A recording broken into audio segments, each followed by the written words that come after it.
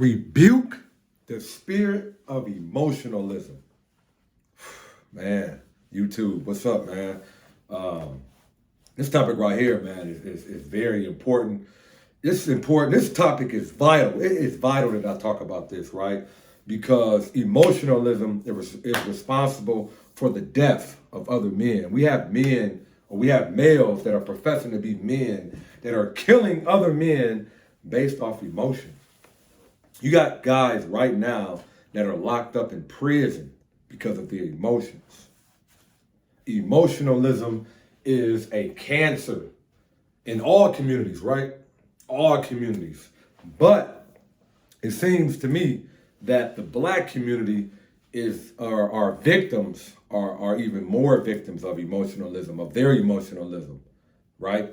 They are being tricked, they are being duped into making decisions based upon emotionalism. So right now, I am petitioning to you, right? I am petitioning that you actually rebuke the spirit of emotionalism and accept the spirit of logic and reason. Use logic and reason to make your decisions and not emotionalism. Let's go into the definition, right? You know, I always sometimes I like to break down so you guys know exactly what I'm talking about when I say emotionalism. Emotionalism, and I took this right out of the dictionary, so I'm gonna read this off. But everything else that I'm gonna give y'all is coming off of the mental, right? It's coming off the dome because this is something that's near and dear to my heart. I used to have the spirit of emotionalism invoked into me, and I had to have it rebuked. I had to have this rebuking service to get it out of me.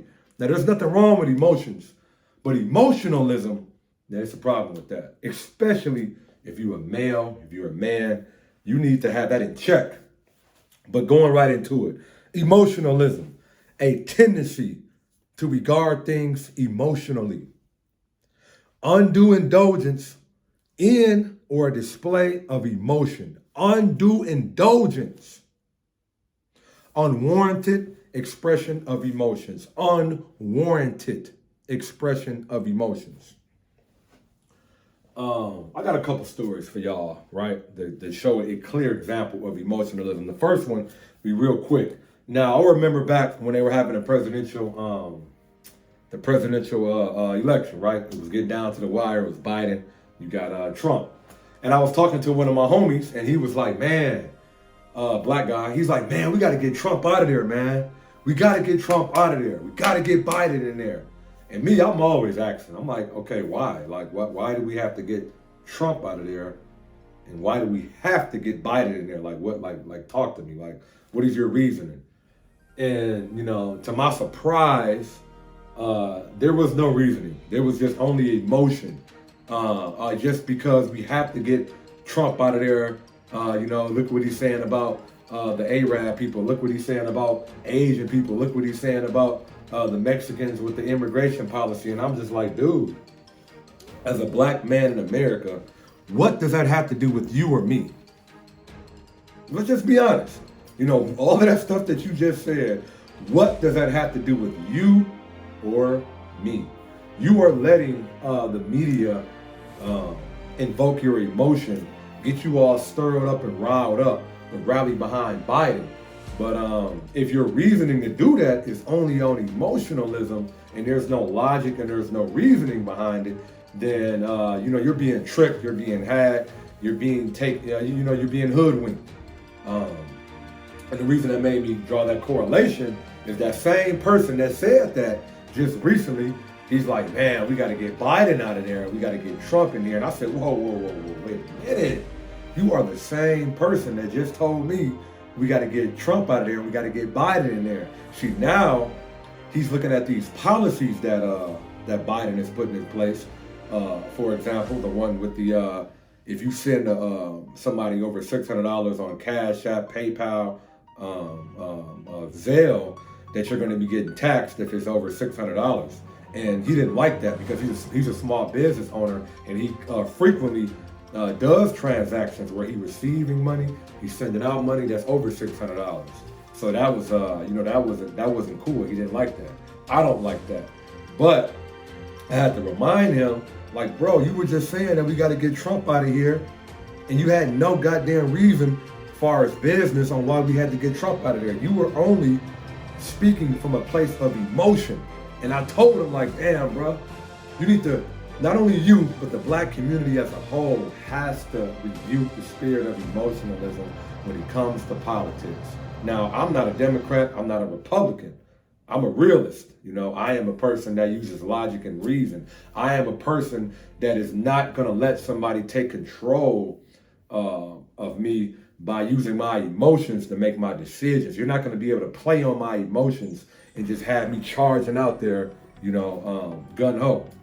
So, black community, it's time for you guys to stop being led astray. Stop being manipulated by your emotions, and stop, you know, worrying about things that have nothing to do with you. Now, do I agree with everything that Trump said about those other groups of people? No, but we can't solve the problems of the world. I mean, black people, we haven't even solved our own problems. So how the hell are we gonna try to solve somebody else's problems? We are in no position to be talking about any other group of people, what they got, what they don't got, and we ain't got shit. Just keep it real. You know, I'm gonna leave that alone. You know, hopefully you guys can digest that, process that, and you know, make decisions that are not based on emotion. Now, I'm gonna talk about a situation where emotionalism almost cost somebody their life, right? Almost cost a young man his life. But this happens every day. Every day, there is somebody that's getting killed, killing somebody, getting locked up based off of emotion. Now, this happened, you know, what, maybe like last month. Me and one of my Wolfpack homies, that's another story too, another video, I'm gonna talk about that. But one of me and my Wolfpack homies, you know, we go out on a night, we both got the day off work. I wanna say it's like a Saturday night. You know, we like, man, let's get out here. You know, he knew a spot out here, well, not out here, but next city over in Detroit. It's called Nandi's, right? Nandi's, little Jamaican spot. You know, they do the little dancing in there. So, you know, I'm like, yeah, let's get out here, man. You know what I'm saying? And it was a good time. You know what I'm saying? The sisterhood of thickness was in there. A lot of beautiful black women, you know, whining, shaking that ass. You know, your boy got out there on the dance floor, having a good time, right? Now, before we go to this club, I tell my Wolfpack homie, like, man, you got your piece on you? And he's like, no, but we're going to get it. We're gonna go get it from my uncle, and then we're gonna go to the club. So yeah, we good, bro. You know, you ain't got nothing to worry about. I'm like, cool. That's what I'm talking about. So he has his firearm, legal firearm, mind you, anti-Slav. So he has his legal firearm in the car. We go into this club, and mind you, this club is dark. It's like it's in the hood, and there's like no street lights, so you know it's dark as hell. So we in here, you know, like I said, we kicking it. This is my first time there, and I'm having a great time, right? The women were friendly, a lot of beautiful women, like I said. The sisterhood of thickness was in the building that night, right? They were in there, and you know, it's like one of them type of conscious type of vibes. But they also got the dancing going on. They were playing a lot of 90s R&B, Jamaican music. It was cool, man. Like I said, I had a great time. Like I said, I had a good time, man. And I didn't get drunk, right? I didn't get drunk. I had one drink. And my homie, he had one beer. So neither one of us were drunk. So I was in there having a good time. Like I said, I'm women asking me to take pictures of them and their girls. You know, dancing, woo. But in the midst of everything, to my surprise, my homie was like, it was some guys that were in there, like they were about to fight, but I didn't notice it because I was in there having such a good time. It didn't have anything to do with us. But my homie was on the dance floor like damn near the whole time. Like I was like taking little breaks. He was out there, right? He even was rolling up a backwood on the dance floor, getting to it. I'm like, damn, this man ain't playing. But anyway, as he is on the dance floor, he tells me after the fact that it was a young man or a young male in there that I don't even know, man. They kind of like had like some tension between them, which is kind of weird because they don't know each other. They didn't have any words with each other, but you know, there was like some clear tension that he was saying, like clear tension, like the guy was looking at him crazy, you know. And anybody that know anything about black people, man, when they get liquor in them, that's just what happens, man. Like, it's always some weird stuff going on. So, anyway, he said the guy gets throwing up some type of gang signs in his face. and he's just dancing with women, like he's like trying to not pay the dude any attention. But I guess he said like the guy like giving him dirty looks, and whatever, what I'm saying? Nothing happens. So make a long story short, night is coming, it's getting a little late, almost about 2 a.m. So he's like, man, you ready to go? I'm like, yeah, man, I done had a good time, man. What I'm saying? First time here. It's about that time to go because I don't like to close the club down. That's just like a little thing about me. I don't like to be the last one coming out. So that particular spot closed at like 3:30 in the morning. So it was about 1:45 and we started to make our way out of there. So we go outside and I'm very aware because we just had this conversation about being on point, being aware of your surroundings, what I'm saying? I tell him like, hey man, this is like our first time going up. So on the way up there, I'm like, look, bro, I got your back. You got my back. My man, he's certified MMA fighter. He got them bitches and he got his tool on. But I'm telling him like, man, bro, you ain't got nothing to worry about. Anything pop off, I'm there with you, man. I got you, but we gonna do what we gotta do. So, we walking out, what I'm saying? And it's real dark. And I look around, right? I'm making sure I don't see anybody behind us, nobody in front of us, nobody on the side of us. It's just me and him. We walk into the car. So as we get to the car,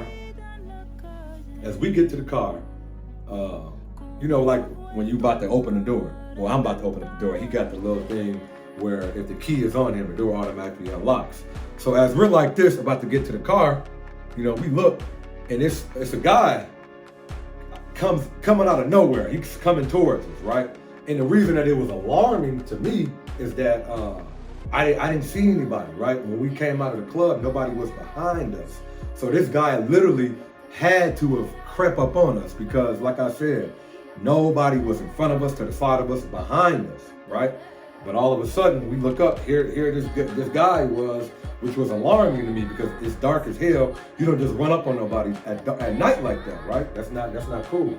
So my homie, he makes eye contact with the guy, and he notices that this is the same male that was, giving him them dirty looks and throwing up them gang signs and shit in his face. So he immediately gets in the car, grabs his gun, cocks it, and looks at the guy.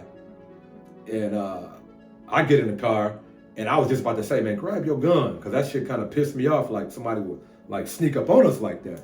But before I even could tell him, he had it cocked, ready to go. So I look over at the guy. Now he pivots on the sidewalk, and he just walks off into some shrubs, right? Just walks off into the night, into grass, wooded area. So that let me know, okay, he was on some bullshit. Because where are you going, dog? You're not going to a car. You're just walking off into the damn night. You know what I'm saying? And I believe the reason that he did that is because because I didn't know any of this stuff, right? I knew all of this at the end, that my homie was having that little tension with him and the gang signs throwing up and I didn't know about any of that until like several days later, you know what I'm saying? But anyway, they make eye contact. And my homie was like, yeah, he must have seen me, cock that gun, and then he just walked off.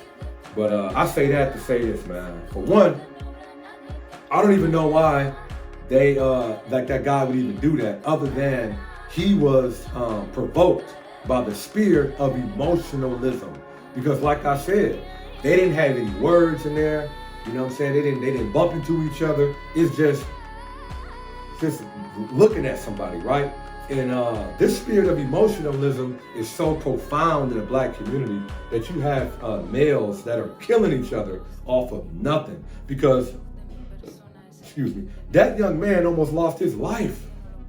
He almost lost his life playing with his emotions, running up on two men that ain't about that. That ain't gonna play with him, right? If that guy would have reached for anything, or he would have kept pursuing, I'm sure that my homie would have did his thing, man. He would have got out on him. He would have left him there, and we would have got the fuck up out of there. It was dark as hell. We didn't provoke that situation.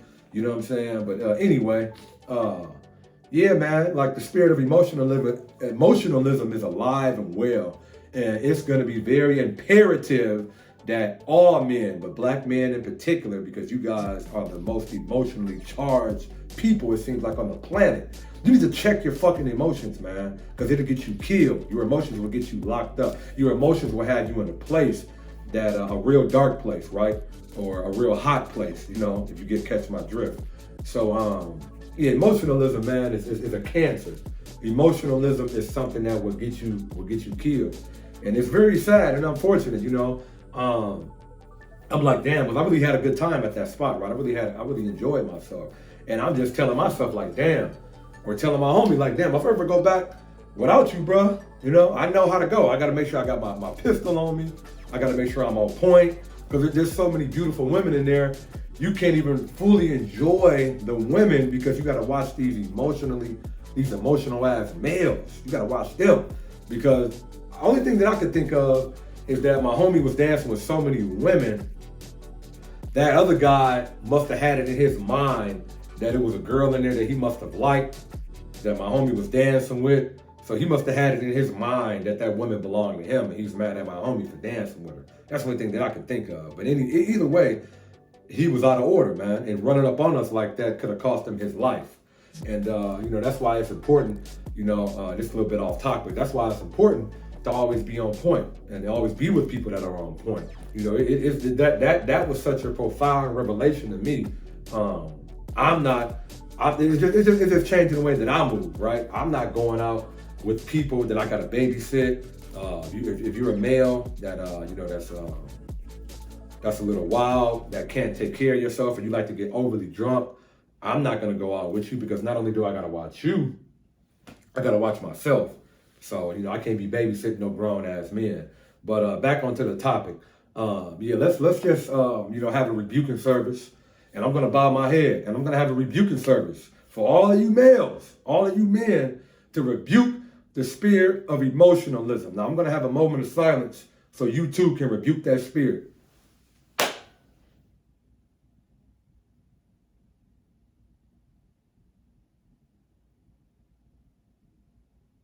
Amen.